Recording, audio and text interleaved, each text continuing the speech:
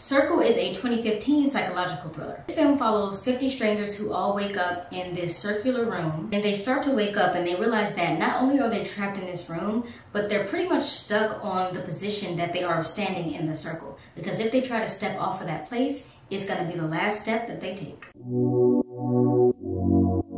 This room kind of reminded me of suspended gravity rides that you see at the fair that like makes your body stick to the wall and you can't move.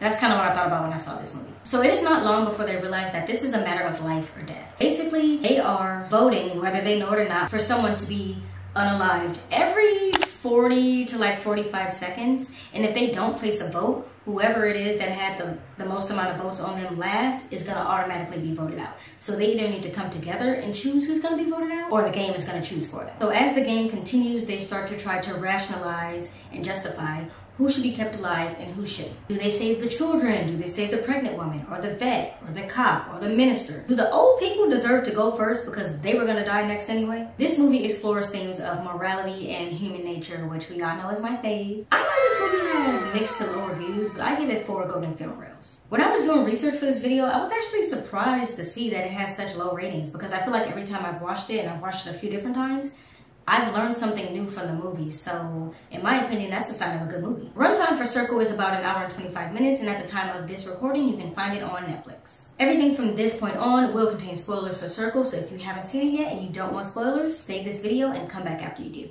But before you go, like this video so I know you enjoyed it, and leave a comment if you have something to say. If you want to leave a comment and you don't know what to say, leave that little red circle emoji. You know what I love about this movie? They are not afraid to go there. 10 minutes in and they're already like, yeah, these old people and this woman with cancer was about to die anyway, so we just go ahead and get them out of the game. I do think that the acting was slightly cheesy at times. That's why I really can't give this film 5 stars. But what it does not miss on is showing society exactly the way that society is. And that is judgmental as hell. Now, we see a lot of examples of people being judgmental throughout this film, but one that sticks out to me immediately is when we find out that one of the people in the circle is an undocumented immigrant. As soon as this alt-right January 6th bro finds that out, he's like, well, clearly this guy needs to go immediately because he shouldn't be here anyway, he's illegal, and like all these things. And that's exactly the way that our society is. I love that this movie is just flat out holding a mirror up to us and saying, yeah, this you? Like this young man? There is also this very real juxtaposition of a love for vets and hatred for cops. Everyone loves vets. They save our country. And while the same argument can be made for cops, you know, they do things for our country within their own jurisdiction, nobody likes them. Watching them go through all of these justifications is of course the majority of the film. Now, they can't seem to agree on a lot, but one thing that most of them agree on is the fact that people with kids or actual children should not die in the circle. Now, this is starting to change a little, but it does still exist in society that people who don't have kids are seen as disposable. Even right now, if I went and I told somebody, yeah, I don't want kids, they're gonna look at me and go, whatever will you do in your old age? What will be the meaning of life without children? Which is an asinine statement because life has plenty of meaning without children. Now, I happen to do want kids, but judging people who don't is kind of silly. It really does make you wonder that if people were placed in that situation, would they find people who don't have kids as disposable? And yeah, that don't sit right with me because I don't have kids and I don't want to be taken out of the circle that fast. In line with that, the people in the circle, not only this circle, but all the circles, seem to have an obsession with the pregnant woman and the kid. I'm gonna be real, and this might say more about me than anything, but I don't feel like I would have kept them alive just because one of them is pregnant and one of them is a kid. Like, I'm trying to survive the circle too, babe. Then again, I guess none of us really know what we would do. Everyone would probably say, oh, I would definitely volunteer as tribute and I would let the kids survive. But you don't really know what you would do in that situation. When emotions are high, you're liable to do anything. I do want to talk a little bit more about the actual people in the circle, because after rewatching it for about the 10th time, I think I realized something. Now, I do think that I've always known this, but I think I just actually consciously acknowledged it. All of the people in the circle are there for a reason. And you're probably like, yeah, girl, that's literally the entire point of the film. But what I mean is, yes, we know that this film sets out to test human interaction, but I also believe that it is testing human hierarchy. I mean, think about it. As I mentioned, we have the pregnant woman, we have a cop, we have a vet, we have a minister, we have a kid. These are all people who within their own individual lives would rank pretty close to #1 in society as far as people who should be protected, right? These are protected groups. Children, definitely a protected group. Many people would say that cops should be a protected group. People who are super religious, like a minister, should be a protected group. Women should be, you get my point. So all of these people would pretty much rank fairly high on who should be kept alive in their own individual lives. But what happens when you put them all together and now they have to compete for who is actually number one? I think this film sets out to test that hierarchy, and I think it does a pretty damn good job at doing so, especially at the end, which I will talk about a little bit. Now, contrary to that, we have this man who abuses women. You can bet that when everybody finds out that that's what he does, he's gonna rank fairly low, if not the lowest, on who should be kept alive list. In situations like these, groupthink almost always takes over. Because in situations like this, no one wants to stand out, especially when standing out could get you unsubscribed from life. And this is how you end up in situations where you don't know who to pick, so everybody just votes for the black guy. Right, all right, everybody vote for the black guy. What? Fuck y'all, man!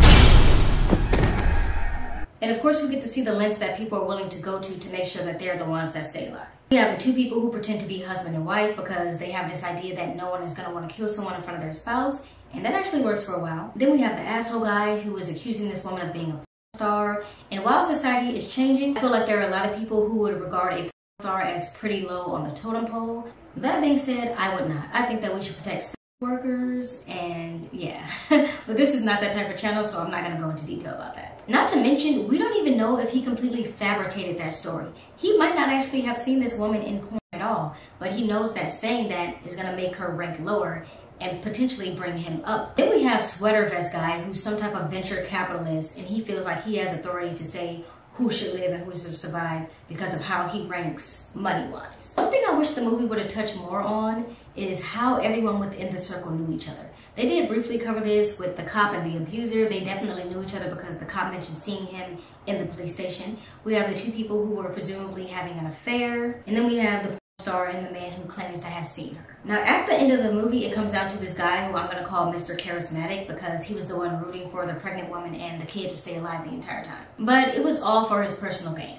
I think the movie wants to make him the villain, but in my eyes, it doesn't really accomplish that because I don't see him as the villain. The entire movie, he did advocate for the little girl and the woman to stay alive because he knew that people would see him in a good light if he did that. And also, that would be 2 more votes not for him. And this really is genius on his part because at the end, when it came down to those 3 people, he really had already built so much rapport and so much trust with them that he was able to take both of them out. So the little girl actually does volunteer as tribute, and she says, I'll step out, I'll do it for the baby.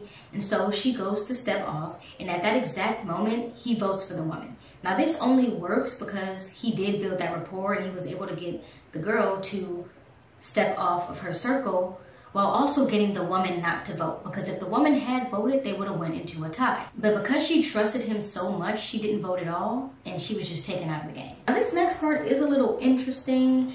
Let me know if this is a medical miracle or if this is something that can actually happen. While the pregnant woman does die, her baby somehow is still alive, and the circle, for whatever reason, thinks that her baby can have a vote. But we all know that the baby can't vote, and so it's pretty easy to take out the baby. That was a little dark, but it is true nonetheless. So of course, Mr. Charismatic is gonna win his game and he walks outside. And when he goes outside, he sees this group of people who the audience can only presume is a group of people who have also won their games. Now we can't see everybody in this group, but there are a couple of pregnant women, a few different kids, and some other people who we can only assume strategized their way through the game like Mr. Charismatic did. One of the women is standing with 2 children, and I'm just left to wonder, are those her 2 children? If they are her 2 children, were they all in the same circle? If they were in the same circle, how did they all survive the circle? The ending of the movie is definitely left up to interpretation, and I love that. I know there are some movies I say I hate that I had questions at, but for this movie, I think it worked, and here's why. As I said, I've seen this movie more than once, and the first few times that I saw it, I was like, oh, he won his game. They're all about to go back to life as they knew it before the circle. But more recently, as I've rewatched the movie, I really think that he didn't win the game. What I actually think is happening is this group of people is all about to start a new game. And this ties back into what I said about hierarchy earlier in my video. All of these people are the people who are the best of this game. It's the children who no one wanted to kill, the pregnant women who no one wanted to kill, and the strategy players who basically outsmarted everyone else. I think that a new game is about to take place with the best players, and they're gonna have to battle it out. But let me know what you thought that the ending meant. Do you think that they are now free to go, or do you have another theory? If you want to keep in touch outside of this video, subscribe to my channel or come hang out with us over on Discord, and I'll see you next time. Subscribe. More video. I am filming one more video today. I'm gonna film one more. Okay, bye. This room kind of looks like suspended gravity games. No. what is it called? Rise. They can't. But there are a couple, the ending of the movie is definitely left up to what am I trying to say? Met her at Coachella, I went to see Chica, she with the CC trip. Perfect, I took a seat on the ice, cold on. She handed me an ice blue bong.